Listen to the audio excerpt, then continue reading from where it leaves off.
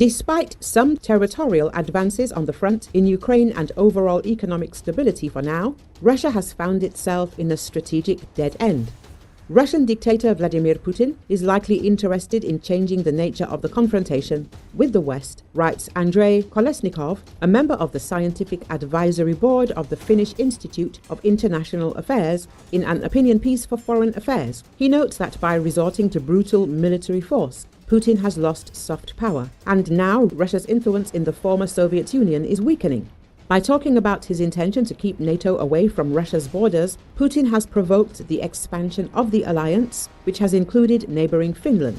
At the same time, Russia is increasingly feeling the economic consequences of excessive spending on war. Having led the country this far, it is unclear whether Putin and his team will be able to go back. Demilitarizing the economy and demobilizing the public would risk undermining the system that supports his rule. Kolesnikov writes, according to the analyst, Putin needs a war that would continue to mobilize public opinion in support of the regime, but without the dangerous costs that undermine the stability of the entire political and economic system. Despite the fact that it will cost Putin just as much to end the special operation as to continue it, there is a way out. He can continue the constant war against the West with cold, not hot means. The main thing is to avoid the feeling of even partial defeat, the analyst believes. At the same time, Kolesnikov notes that Russia does not have sufficient material and demographic resources to completely capture Ukraine, and without Ukraine, there can be no talk of restoring the Russian Empire, which Putin is striving for. According to former NATO Secretary General Jens Stoltenberg, ending the war in Ukraine is entirely possible this year. But for this to happen, the West must continue to put pressure on Russia. Wars are by their nature unpredictable.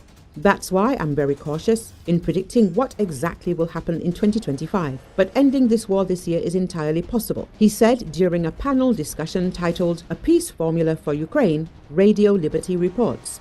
The former Secretary General noted that Russia is paying an extremely high price for its aggression. It is losing about 1,000 troops daily, has a 21% interest rate, 10% inflation, and an acute labor shortage due to the mass exodus of citizens and losses at the front. Now is not the time to reduce the pressure on Russia. On the contrary, it is the time to increase it in order to persuade them to sit down at the negotiating table and agree on a fair peace, Stoltenberg added. He warned against attempts to quickly end the war at the cost of concessions from Ukraine. The fastest way to end a war is to lose it, but that won't bring peace. It will bring occupation of Ukraine.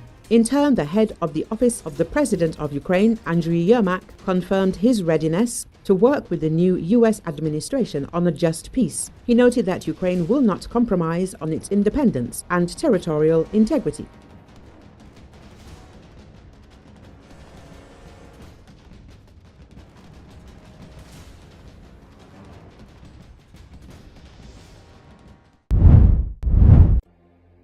President Donald Trump is heading to hurricane-battered western North Carolina and wildfire-ravaged Los Angeles on Friday, using the first trip of his second administration to tour areas where politics has clouded the response to deadly disasters.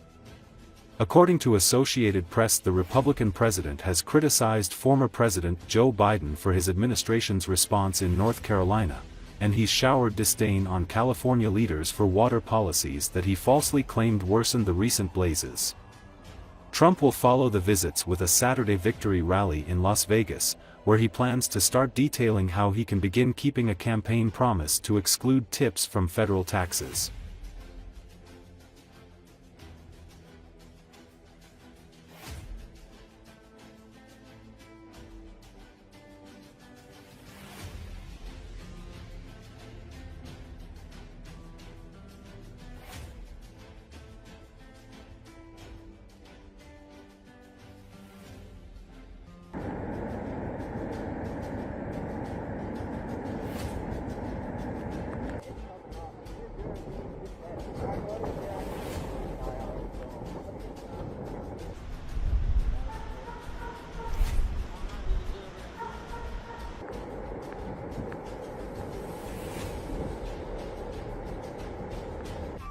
Just gotta keep trying to help each other.